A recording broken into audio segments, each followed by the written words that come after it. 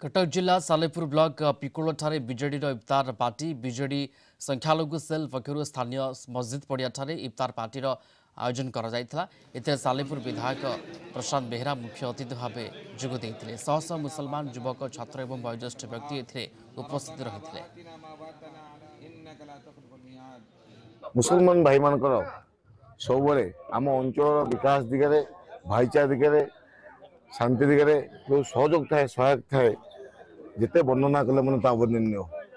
आज उपलक्षे धन्यवाद जनइबी मानसिक चिंता अच्छी हिंदू मुसलमान भाई भाईचारा अच्छी अतुट रखा आम मिलमिशी आम अंचल विकास को आगू नवा। मिनिमम आपंकर 22 पंचायत आपंकर सालेपुर निर्वाचन मंडली भितर 22 पंचायत सबु जगार आम समस्त कर्मी मैंने जोगदे मुसलमान आपंकर कर्मी मैंने जोगदे आउ समस्त जी पंचायत समस्त सरपंच नोमिनी आपंकर जी वरिष्ठ कर्मकर्ता अच्छा विजय दल समस्त इफ्तार पार्टी जोगदे।